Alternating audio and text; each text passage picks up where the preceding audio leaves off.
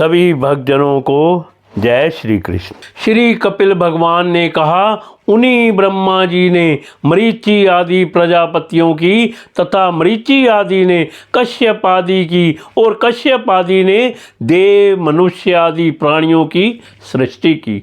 अतः इनमें एक ऋषि प्रवर नारायण को छोड़कर ऐसा कौन पुरुष हो सकता है जिसकी बुद्धि स्त्री रूपणी माया से मोहित ना हो। अहो, मेरी इस स्त्री रूपणी माया का बल तो देखो, जो अपने भ्रकुटी विलास मात्र से बड़े बड़े दिग्विजयी वीरों को पैरों से कुचल देती है।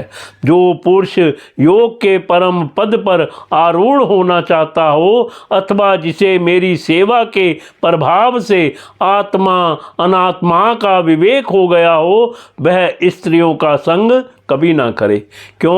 क्योंकि उन्हें ऐसे पुरुष के लिए नरक का खुला द्वार बताया गया है। यह जो स्त्री रूपणी माया धीरे धीरे सेवा आदि के मिश्र से पास आती है, इसे तिनकों से ढके हुए कुएं के समान अपनी मृत्यु ही समझे।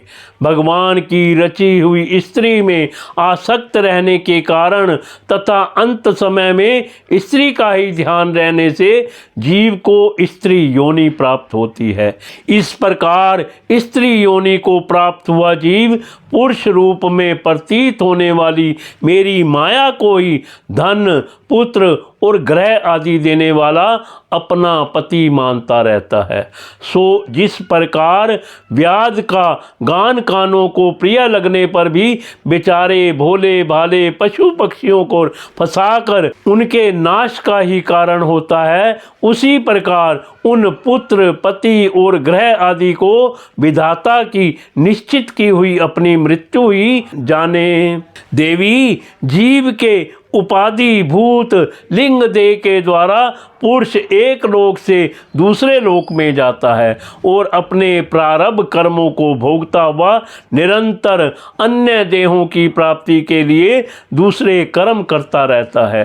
जीव का उपाधि रूप लिंग शरीर तो मोक्ष पर्यंत उसके साथ रहता है तथा भूत, इंद्रियां और मन का कार्य रूप स्थूल शरीर इसका भोगाधिष्ठान है।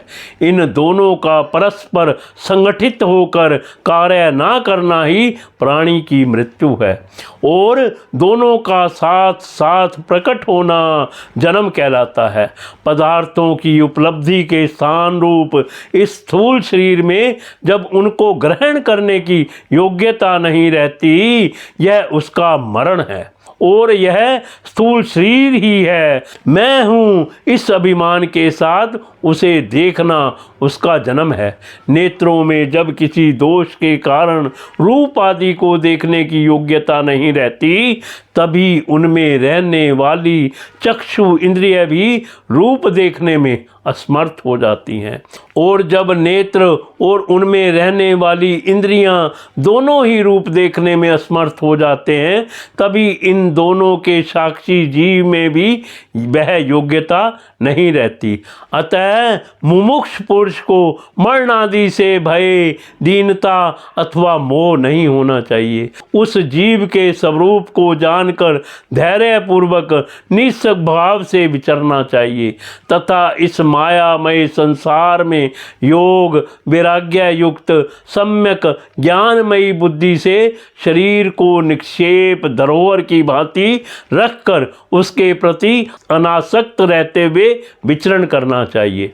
कपिल देव जी कहते हैं, माता जी, जो पुरुष घर में रहकर सकाम भाव से गृहस्थ के धर्मों का पालन करता है और उनके फलस्वरूप अर्थ एवं काम का उपभोग करके फिर उन्हीं का अनुष्ठान करता रहता है, वह तरह तरह की कामनाओं से मोहित रहने के कारण भगवत धर्मों से विमुख हो जाता है और यज्ञों द्वारा श्रद्धा पूर्वक देवता तथा पितरों की ही आराधना करता रहता है। उसकी बुद्धि उसी प्रकार की श्रद्धा से युक्त रहती है। देवता और पितर ही उसके उपास्य रहते हैं। अतः वह चंद्र लोक में जाकर उनके साथ सोमपान करता है और फिर पुण्य क्षीण होने पर इसी लोक में लौट आता है।